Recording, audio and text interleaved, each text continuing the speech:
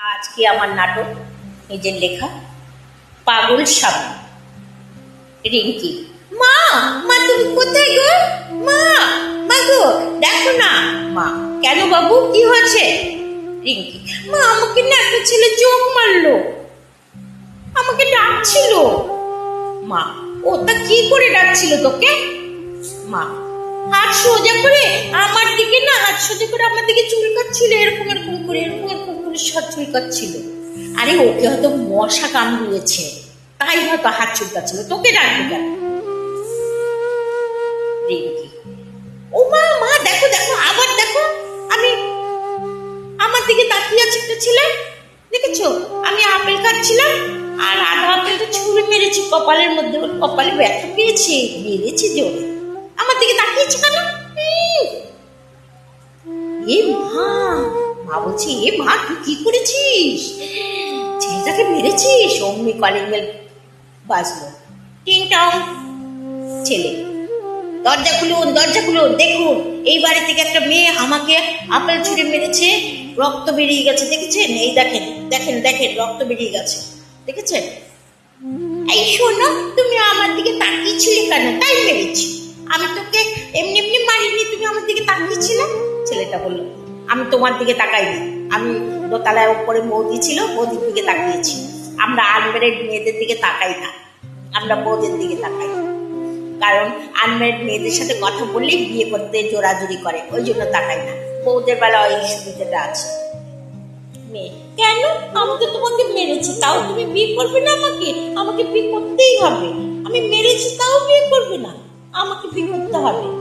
মা, এই চুপ, কোনো কথা বলবি না, যা ঘরে যা। না বাবু তুমি যাও গো। ওরে বাবা রে, ছেলেটা বললো, পালাই বাবা, কি ডেঞ্জারাস মেয়ে রে বাবা। মেয়ে, মা মা আমার বরকে তাড়িয়ে দিলে, আমার বরকে তাড়িয়ে দিলে, তুমি কি গো? আমার বাবু, তুমি আমার কথা একটু ভাবো না। মা, আয় বাবু আয়, খাইয়ে দিয়ে আয়, এখন বড় হয়েছিস, ঠিক বিয়ে দিয়ে দেবো ভালো ছেলে দেখে। মেয়ে, আচ্ছা মা, টিভিটা চালাও, দেখি আর খাবো তোমার হাতে, তোমার হাতে বসে বসে খাবো।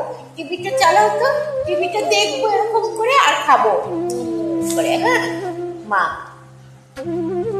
মা মা দেখো টিভিতে না ওই লোকটা না বউটাকে মারছে গো। কেন মারছে? বউটা মারতে পারছে না। মা বললো, আরে না, ছেলেদের গায়ে বেশি শক্তি তো, ওর স্বামীটা ভালো না, তাই মারছে। মেয়ে বললো, আমি হলে একদম বুকের উপর বসে মারতাম। হ্যাঁ, এত সহজ মেয়েদের মারা, মেয়েটা বোকা আছে। মা, এই জন্য তোকে বলেছি বুঝে শুনে বিয়ে দেবো।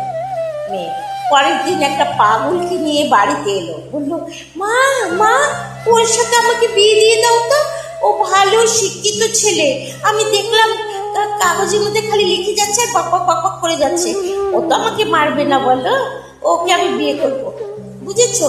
মা বললো, কি বলছিস তুই? পাগল নিয়ে এসছিস, পাগলের সাথে বিয়ে করবি? না না না না না, কেউ হয় না, আমি তোকে পাগলের সাথে বিয়ে করতে দেবই না। না মা, আমি পাগলকে বিয়ে করবো, ওকে ভালো করে দাও, ভালো করে আমি ওকে বিয়ে করবো, তাহলে ও আমাকে মারবে না, আমার সব কথা শুনবে। এই পাগল, তুমি আমার কথা সব শুনবে তো? তোমার নাম কি জানো? তোমার নাম দিয়েছি, তোমার নামও দিচ্ছি, একটা খুব সুন্দর থেকে একটা নাম দিচ্ছি, রাতুল নাম দিয়েছি, রাতুল। হ্যাঁ, তুমি আমাদের বাড়ি থাকবে, খাবে, পড়াশোনা করবে, কাজ করবে, সব কিছু করবে। হ্যাঁ, আচ্ছা আচ্ছা আচ্ছা আচ্ছা, আমি থাকবো থাকবো, পাগল বললো। তারপর মা বললো, ঠিক আছে, আর কি করা যাবে? পাগলটাকে ডাক্তার দেখালো, সুস্থ হয়ে গেল। 1 বছর বাদে পাগলটা সুস্থ হলো, ভালো চাকরি করা শুরু করলো, এবার বিয়ের পালা। মেয়ে বলল, আমি বিয়ে করব না, কারণ ও একটা অন্য ছেলে, আমি পাগলটাকে বিয়ে করব। ছেলেটাও শুনে বলল, মা আমি ওর সাথেই থাকবো, পাগলের অভিনয় করে। আপনাদের কেমন লাগলো বলবেন, ধন্যবাদ।